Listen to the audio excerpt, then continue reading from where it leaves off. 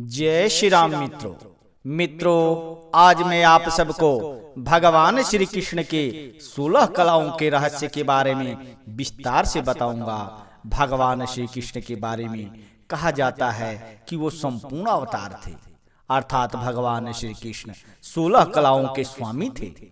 आइए सबसे पहले यह जान लेते हैं कि वह 16 कलाएं कौन कौन सी है। इसके बाद इसे एक एक करके विस्तार से जानेंगे, जिसमें पहली कला है श्री संपदा, दूसरा है भू संपदा, तीसरा है वाणी सम्मोहन, चौथा है लीला, पांचवा है कांति, छठवा है विद्या, सातवां है विमला, आठवां है विवेक, नौवां है कर्मण्यता, 10वां है योग बल, 11वां है विनय, 12वां है सत्य, 13वां है आधिपत्य, 14वां परोपकार, 15 कृति, 16 प्रेरणा।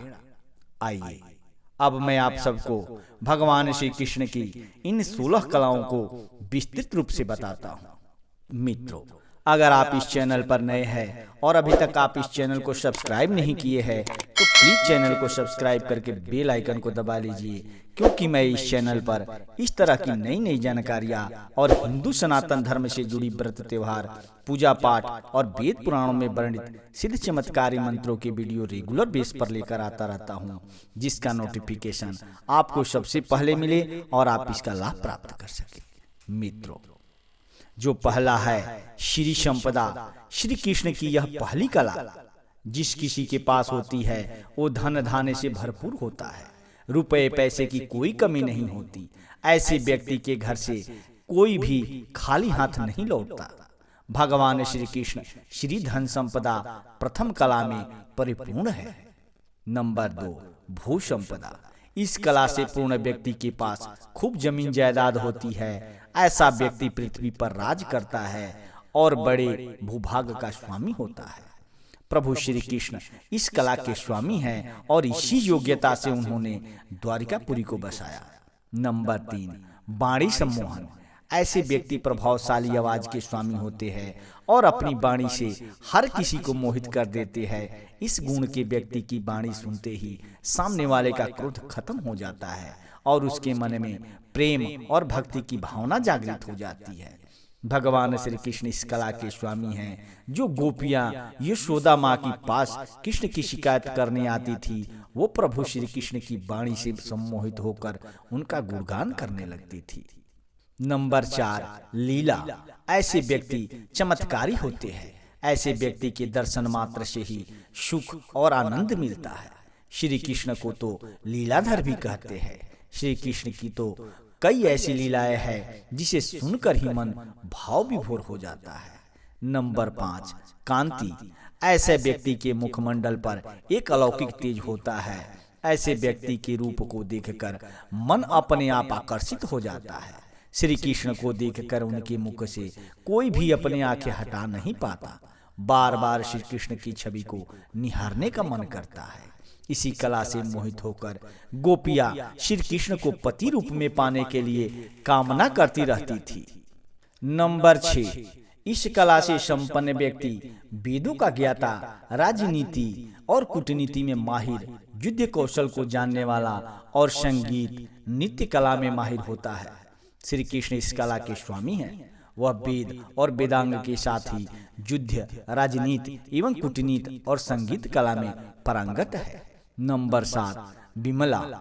ऐसे व्यक्ति में कोई छल कपट नहीं होता। ऐसा व्यक्ति सभी का समान दृष्टि से देखता है। ऐसा व्यक्ति आचार विचार और व्यवहार में निर्मल होता है।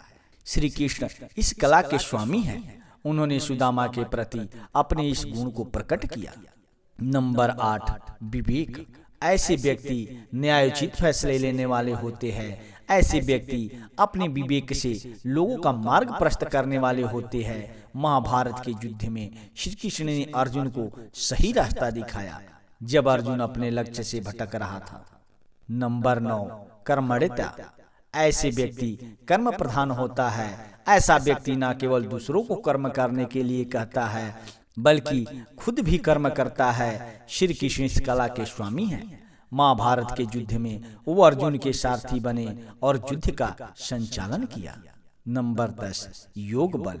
ऐसा व्यक्ति अपने मन को अपनी आत्मा से जोड़ देता है। श्री कृष्ण परम योगी है। उन्होंने अपने योग बल से ब्रह्मास्त्र के प्रहार से माता के गर्भ में पल रहे परीक्षित की रक्षा की और मृत गुरुपुत्र को पुनर्जीवन प्रदान किया। नंबर 11, विनय। जो विनम्र होता है ऐसे व्यक्ति को अहंकार का भाव छू भी नहीं सकता। ऐसे व्यक्ति का व्यवहार शालीन पूर्ण होता है। श्री कृष्ण अद्भुत शक्तियों के स्वामी हैं और पूरी सृष्टि के पालनहार है, पर उनमें जरा भी अहंकार नहीं था। हर व्यक्ति को विनम्रता से समझने का प्रयास करते थे। गरीब सुदामा के पैर धोकर उनका आदर करना, युद्ध में विजयी होने का पूरा श्रेय पांडवों को देना आदि बहुत से उनकी विनम्रता के उदाहरण है। नंबर 12, सत्य।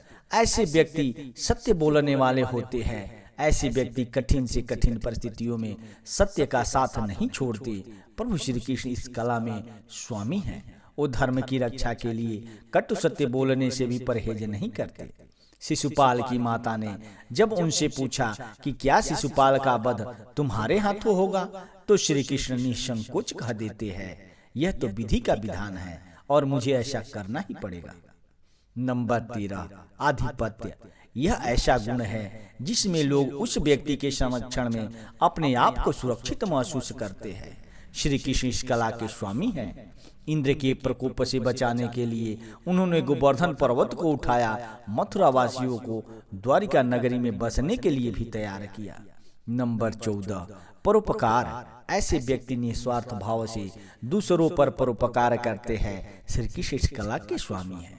उन्होंने अपने भक्तों से कभी कुछ पाने की उम्मीद नहीं की, बल्कि जो भक्त उनमें पूर्ण श्रद्धा से मांगता है उनकी हर मनोकामना पूरी करते हैं।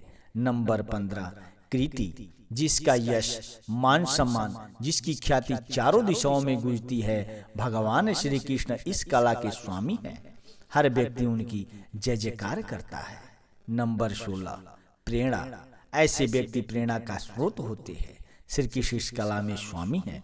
उन्होंने अर्जुन को युद्ध के लिए प्रेरित किया। मित्रों, यह जानकारी आपको कैसी लगी? अगर आपको यह जानकारी अच्छा लगा हो तो प्लीज इस चैनल को सब्सक्राइब करके एक लाइक जरूर करना और हाँ, बेल आइकन को जरूर दबा लेना, ताकि जब भी मैं कोई नया वीडियो अपलोड करूं तो उसका नोटिफिकेशन आपको सबसे पहले मिले और आप उसका लाभ प्राप्त कर सकें। धन्यवाद।